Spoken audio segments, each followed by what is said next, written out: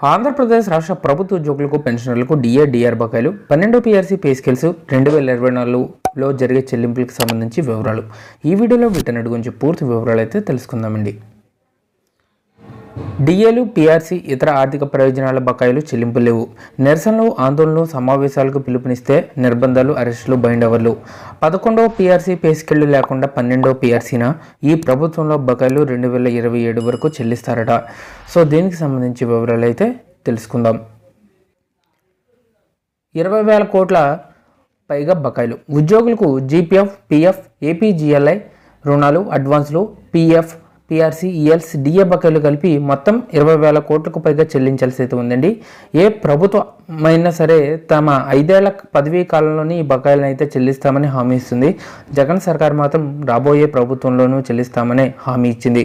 ఉద్యోగ సంఘాల నాయకులతో ఈ ఏడాది జూలై 13న జాయింట్ స్టాఫ్ కౌన్సిల్ సమావేశం నిర్వహించారు. 2018 జూలై, 2019 జనవరి డిఏ బకాయిలు, బాధ్యత సెలవుల పెండింగ్ బకాయిలు 2 విడతల్లో సెప్టెంబర్ నెలాఖరులోగా చెల్లిస్తామని ప్రభుత్వం హామీ ఇచ్చింది. ఇంతవరకు ఉద్యోగుల ఖాతాల్లో జమ కాలేదండి. ఇక 2 డిఏలు, బాధ్యత సెలవుల బకాయిల కింద చెల్లించాల్సిన 2,784 కోట్లకు అధిగతి లేదు.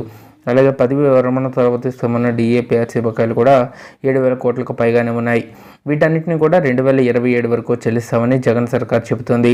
పదవి విరమణ చేసిన వారికి నగదు రూపంలో ఇవ్వాల్సిన వాటిని సైతం ఎప్పుడో ఇస్తామంటూ మాయ చేస్తుంది. అయితే డిఏలో కూడా వినేదెవరు? ప్రతిపక్ష నేతగా ఉద్యోగులకు మేలు చేస్తానని గొప్పలు చెప్పి జగన్ అధికారంలోకి వచ్చాక అందరినీ నిలువున ముంచేశారు. ఒక్కో ఉద్యోగికి సరాసరిన 2 లక్షలకు పైగా బకాయి పడ్డారు. 2018 జూలై, 2019 జనవరి డిఏలకు సంబంధించిన 66 నెలల బకాయిలను కొంతమంది ఉద్యోగులకు చెల్లించాల్సి అయితే ఉందండి. కానీ సాంకేతికంగా ఇచ్చినట్లు చూపి ఉద్యోగుల నుంచి ఆదాయపు పన్ను కూడా మినహాయించేశారు. ఉద్యోగులను ఎలా మోసం చేయడం చరిత్రలో తొలిసారి. అయితే కరోనా కారణంగా ప్రభుత్వ ఆదాయం తగ్గిపోయిందని చెల్లించలేమంటూ 2020 జనవరి, జూలై, 2021 జనవరికి రావాల్సినటువంటి 3 డిఏలను ఎగ్గొట్టారు. 2019 జూలై, 2020 జనవరి, జూలై, 2021 జనవరి, జూలై డిఏలను 2022 జనవరి నుంచి ఇచ్చిన పీఆర్సీలో కలిపేసి జీతాలు భారీగా పెరిగినట్లు చూపింది.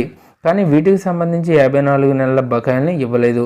2022 జనవరి, జూలై డిఏ బకాయిలపై స్పష్టత లేదు. వీటిని పీఎఫ్, జీపీఎఫ్ ఖాతాల్లో జమ చేస్తే వాటిపై వడ్డీ వస్తుంది. సో విధంగా డిఏలకు సంబంధించి కూడా చాలా పెండింగ్లో ఉన్నాయి. త్వరగా వచ్చే సంవత్సరంలో అయినా సరే 2024 జనవరి, ఫిబ్రవరిలో అయినా సరే ఈ బకాయిలన్నీ కూడా క్లియర్ చేయాలండి. ఎన్నికలకు వెళ్ళేలోగా ఉద్యోగులకు సంబంధించి ఈ అంశాలన్నీ క్లియర్ చేస్తే బాగుండని చెప్పేసి ఉద్యోగులు అభిప్రాయపడుతున్నారు.